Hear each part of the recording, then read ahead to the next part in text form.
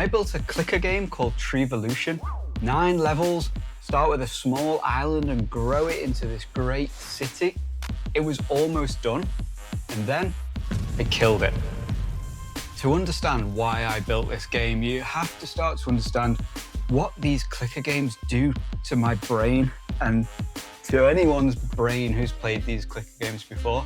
And I was deep into it. I loved me a clicker game. Let's just take 30 seconds to discuss my incremental game addiction so that the rest of the video makes sense. Cookie clicker was the ground zero for me.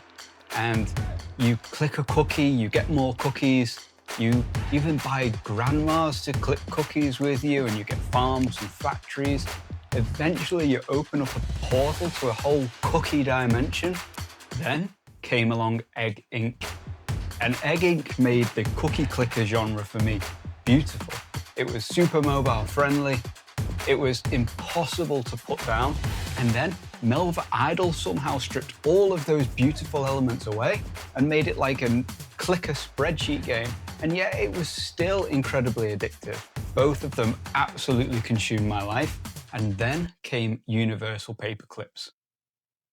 You click a paperclip and that's the whole game. You've got to get more and more literally paperclips.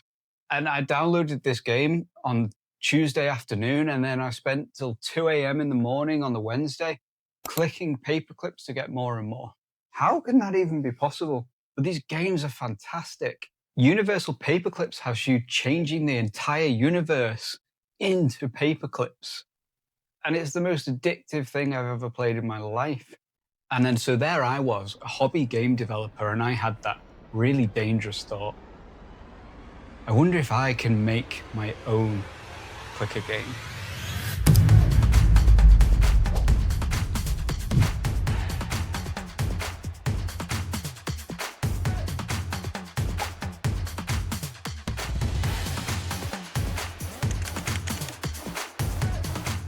And so I got started, and Tree'volution started to come together really quickly. It was that first phase of game development where you're super motivated, you have loads of great ideas, and everything's coming along nicely. The game was growing and the concept was coming to life. And the concept was simple. You'd start by clicking an acorn which grew into a tree. And then when you click the tree, you would earn wood. With the wood, you could buy upgrades, lumberjacks, foresters, eventually tree cutting drones. And all of that would increase the amount of clicking on the tree, giving you more and more wood to create more and more buildings. And eventually the tiny island transforms into this full city across 9 or 10 levels. By level 3, you're unlocking sawmills. By level 5, you're unlocking shipping docks. And by level 8, you're unlocking skyscrapers. Each level unlocked new assets, new mechanics, new reasons to keep playing. And this is honestly my favorite part of building games, when that momentum's high and you're seeing the ideas come to life. And so quickly I had this well-developed version of the game where you could start at nothing and build up and gain that momentum and get more and more and more wood and money and buy more buildings and grow the city. The game was practically complete at this point, and I should have shipped it. Now remember I said that, because the next part is where I went wrong. And this is the point where I started to get some, what I thought were great ideas for the game. And they are great ideas, and they're all just small ones for now. What about a prestige system? When the player gets to level 10, yes, they've had a couple of hours of content by now, but every good clicker game needs prestige. So I'll add a prestige system. And when they prestige, maybe a natural disaster could come in and wipe out the city, and then they start from scratch, but it's like a military zone this time.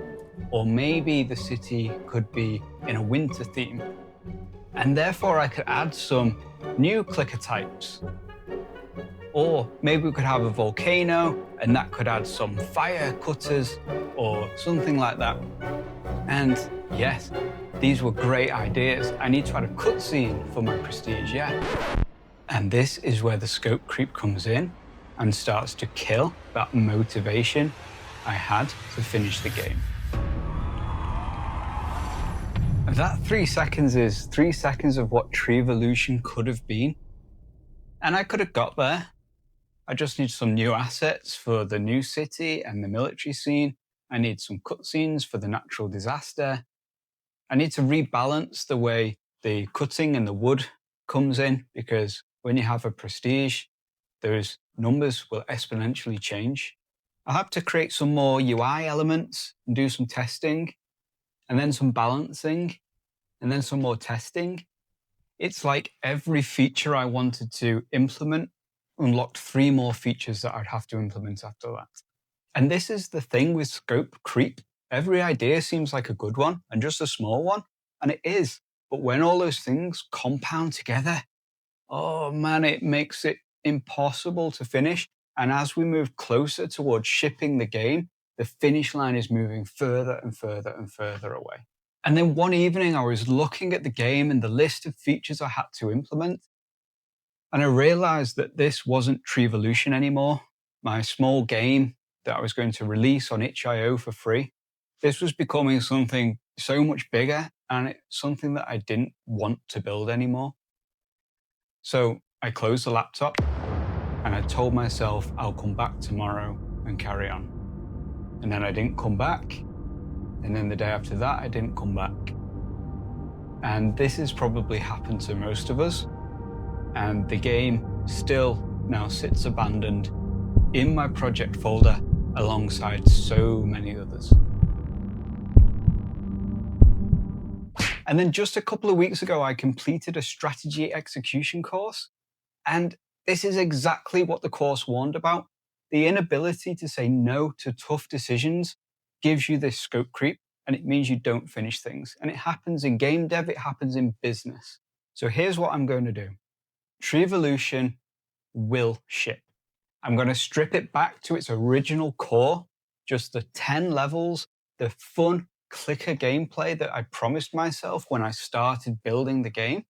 And I'm going to release it on itch.io for free so that you can play it as well. Because what good is it sat in my project folder, basically finished in the original vision, but no one can play it? Remember when I said earlier that I should have shipped it at 9 or 10 levels? Well, this is me listening to myself. And now I'm saying this directly to you, so I have to stick to it. My next video will be me opening the project folder on Godot. Let's take a look together at those scripts, the art, what's required to polish, complete, and finally ship the game. Subscribe to the channel so you can see that actually happen, and it keeps me accountable. And if there's any clicker games that you've played, please put it down below, because I want to play it too, especially if it's weirder than Paperclips, although that's a high bar. Thanks for watching. This video is sponsored by me. I sell pixel art asset packs on itch.io. I'll link them in the description. Please do check them out. I'm really excited to see you on the next one where we ship Tree'volution. I'll see you there.